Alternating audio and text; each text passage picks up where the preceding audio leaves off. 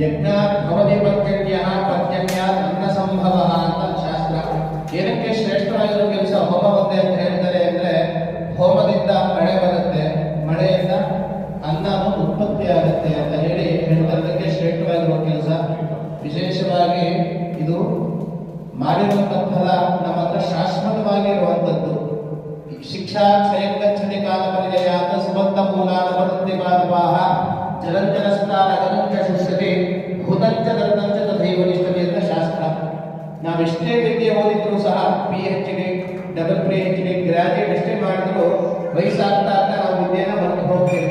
ಅದು ನಮ್ಮ ಹತ್ರ ಕಡೆ ತನಕ ಉಳಿಯಲ್ಲ.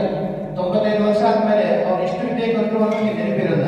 ಅದೇ ಮೊದಲನೇ ಶಿಕ್ಷಾ ಕ್ಷಯಂಗಚ್ಚತಿ ಕಾಲ ಪರಿಜಯಾತ. ಎರಡನೇದು ಸುಬದ್ಧ ಮೂಲಾತ್ ಅಪನಂತಿ ಪಾದಪಾಹ ಅಂತ. ಎಷ್ಟೇ ದೊಡ್ಡ ದೊಡ್ಡ ಮರ ಆಗಿರಲಿ, ಎಷ್ಟೇ ಆಳದಲ್ಲಿ ಬೇರು ಬಿಟ್ಟಾದ್ರೂ ನಿಂತ್ಕೊಳ್ಳಿ, ಯಾವತ್ತಾದ್ರೂ ಒಂದು ದಿವಸ ಮರ ಬಿಟ್ಟು ಹೋಗೇ ಹೋಗುತ್ತೆ. ಜಲಂಜಲ ಸ್ಥಾನ ಗದಂತ ಶುಷ್ಯತೆ ಅಂತ ಮೂರನೇದು. ಮೊದಲೆಲ್ಲ ಬಾವಿ ಇರೋದು ಮನೆಯಲ್ಲಿ, ಎಲ್ಲರೂ ಬಾವಿ ನೀರನ್ನು ಕೈಯಲ್ಲಿ ಹಿಡ್ಕೊಂಡ ಇರೋ ಅಂತ ಹೇಳ್ತಾರಲ್ವಾ. ಈಗ ನೀರನ್ನು ದುಃಖನಾಮನೆ ಆಗ್ತಾರೆ. ಎಷ್ಟೋ ಮನೆಗಳಲ್ಲಿ ಬಾವಿನೇ ಇಲ್ಲ, ಬಾವಿ ನೀರನ್ನೋದು ಇಲ್ಲ. ಜಲಂಜಲ ಸ್ಥಾನ ಗದಂತ ಶುಷ್ಯತೆ. ಎಷ್ಟೇ ದೊಡ್ಡ ದೊಡ್ಡ ಜಲಾಶಯಗಳಾಗಿರ್ಬೋದು ಕಣ್ಣು ಕಾಣದ ಹೊರಟೋಗುತ್ತೆ. ಇನ್ನೇನು ಉಳಿಯುತ್ತೆ ಕಡೆ ತನಕ ಅಂದ್ರೆ ಭೂತಂಚ ದತ್ತಂಚ ತಥೈವ ನಿಷ್ಠತೆ ಅಂತ ಹೇಳ್ತಾರೆ. ಈ ಹೋಮ ಮಾಡಬೇಕಾದ್ರೆ ಯಜ್ಞೇಶ್ವರನಿಗೆ ಕೊಡುವಂತ ಆಹುತಿಯ ಫಲ ನಮ್ಮಲ್ಲಿ ಕಡೆಯವರೆಗೂ ಇರುತ್ತೆ ಅಂತ ಹೇಳ್ತಾರೆ. ಇವತ್ತು ಸುದಿನ ನಿಮ್ಮೆಲ್ಲರ ಪರವಾಗಿ ನಿಮ್ಮ ಎಲ್ಲರ ಹೆಸರು ಗೋತ್ರನಾಮಗಳನ್ನು ಹೇಳಿಕೊಂಡು ಎಲ್ಲರಿಗೂ ಒಳ್ಳೆಯದಾಗಬೇಕು ಉದ್ದೇಶದಿಂದ ಹೋಮ ಮಾಡುತ್ತಿದ್ದೇವೆ.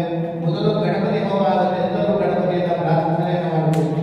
ಓಂ ವಿಷ್ಣು ವಿಷ್ಣು ವಿಷ್ಣು ಓಂ ಭದ್ರಕರ್ಣೇ ವಿಷ್ಣುಯಾಮ